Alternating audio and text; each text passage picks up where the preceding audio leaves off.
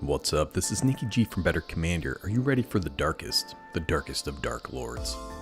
There's one thing I can say about Lord of the Rings, it has some interesting build-arounds. It's too bad that a whole generation of gamer children won't go to college because their fathers spent their college fund on collector booster boxes hoping to open the One Ring.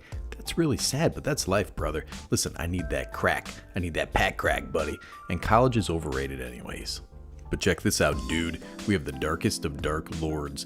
This guy twisted himself into a dang spiral in one of the art treatments. He's that dark. This card is very expensive right now. Let's read it. But first, make sure you like, subscribe, and drop a comment for the old algorithm. Thanks to my recent supporters. And you guys can buy me a coffee at the link in the description if you want to, or drop a tip through YouTube. Or just enjoy the video at home in your dang underwear, wiping Cheeto dust all over your touchscreen. The world is your oyster, brother. You are a soldier in the Better Brotherhood. 5,000 strong and growing every day. Alright, here we go. Sauron the Dark Lord. 3 blue, red, and a black for a legendary creature, Avatar Horror. It's a 7/6. Has ward, sacrifice a legendary artifact or legendary creature, which is a pretty awesome ward right there. Might as well be hexproof in most cases. Whenever an opponent casts a spell, amass orcs 1. Whenever an army you control deals combat damage to a player, the ring tempts you. Whenever the ring tempts you, you may discard your hand. If you do, draw 4 cards. There's a bunch of ways to build this guy. I think a lot of people are leaning into the big orc army you will inevitably create, and that's a fine way to go. I listened to Tomer from MTG Goldfish's video on Sauron where he leaned into the last ability. Being able to constantly refill your hand whenever the ring tempts you is also pretty powerful. He was leaning into reanimation effects, and that's not bad at all either. Whenever an opponent casts a spell, amass orcs 1, so we have a constant source of token generation, basically each turn, if we have a way to get rid of our army. You know what that means, brother, sacrifice outlets.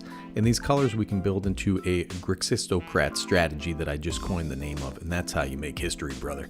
Unless somebody said that before, in which case stay tuned for my apology video. Let's say we get a card like Goblin Bombardment out there. So that's 1 and a red for an enchantment, sacrifice a creature, Goblin Bombardment deals 1 damage to any target. So your opponent casts a Soul Ring, on cast you amass orcs 1, then you just sack the army on the Goblin Bombardment. Soul Ring resolves, then they cast a Cultivate or whatever, on cast you amassed 1. Sacrifice the token, ping their face, dude. Combine this with cards like Impact Tremors and lots of other token producers and you're in business. Impact Tremors is 1 and a red for an enchantment. Whenever a creature enters the battlefield under your control, this thing deals 1 damage to each opponent. This is a deck that wants free sack outlets like Carrion Feeder, Viscera Seer, and Woe Strider to control when our army gets sacrificed. Woe Strider looks like something Sauron would mess around with, right? Dude, he has his demon buddies over. They say, what is that, a cat, dude? He goes, no, that's my Woe Strider. So you're making armies, but we also want a critical mass of tokens. Goblins are fantastic at this, and we have a few payoffs in the new set, like this old gore bag over here. 1 in the black for a legendary creature, Orc Soldier, it's a 2/2.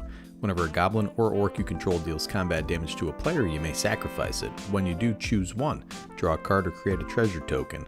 It's not a bad card for this deck. I don't think it's a great card in general, but listen man, this is the Lord of the Rings, brother. We're going to talk about Lord of the Rings cards. Then you got the old Mog War Marshal out here. This is 3 bodies for 2 mana if you have a sacrifice outlet out there. I also fancy Sling Gang Lieutenant, 3 and a black for a creature goblin. It's a 1/1.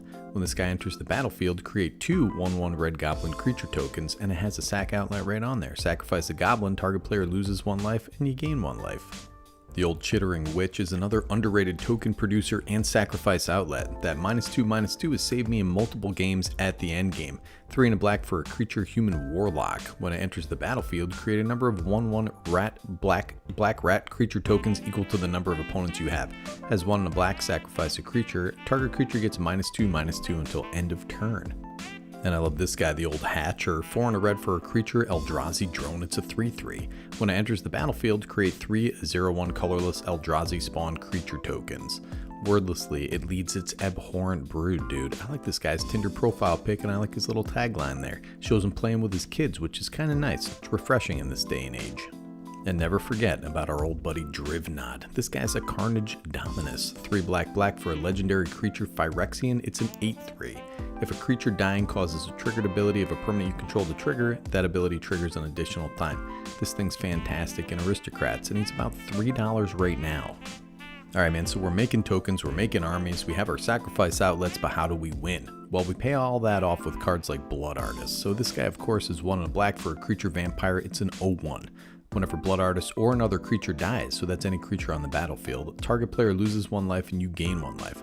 Look at this guy out there. He's drawing a picture that he's going to bring to his mom later. Mom, look what I did. It's like, oh, okay, hang on, Joan. Oh, it's very nice, son.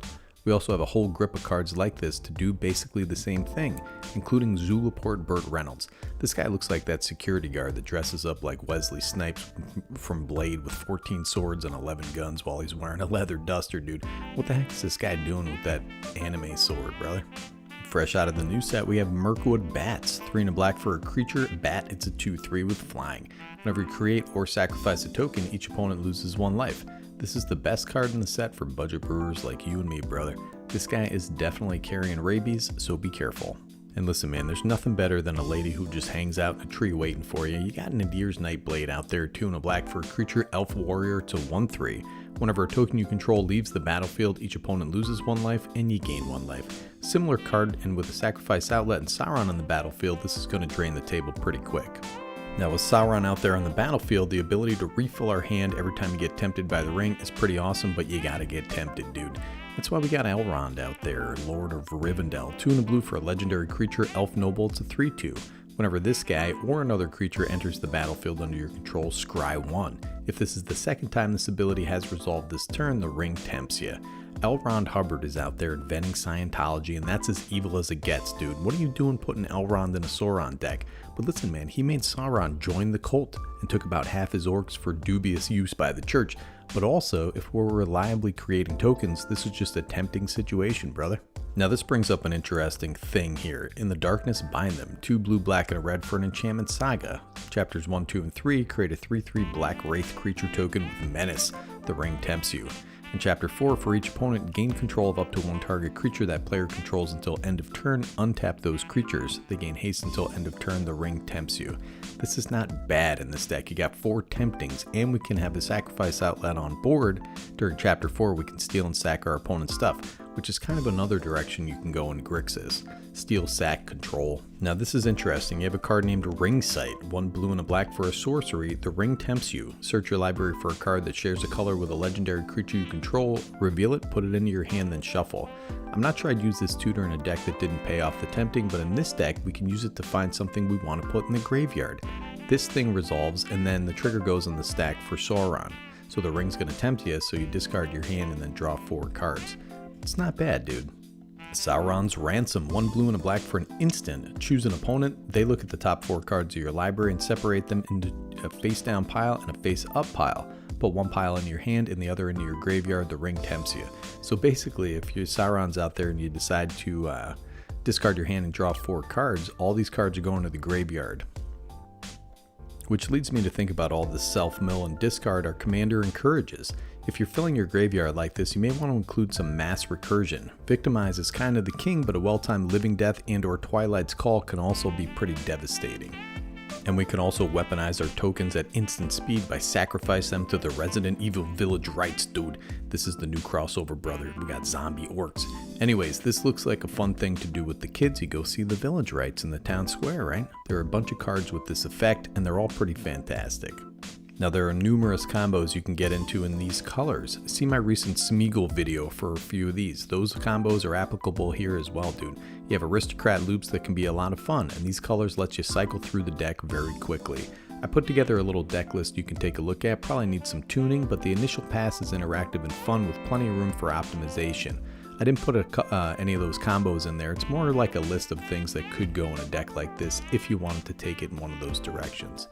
Anyways, man, listen, I had this idea while jogging around the town, and if you want to feel good and get the endorphins flowing, I recommend that. Take a little walk outside. You might be inspired. I was walking past some Village Rites and got thinking about Sauron, and here we are, dude. Enjoy the day, better brothers. This is Nicky G from Better Commander signing off.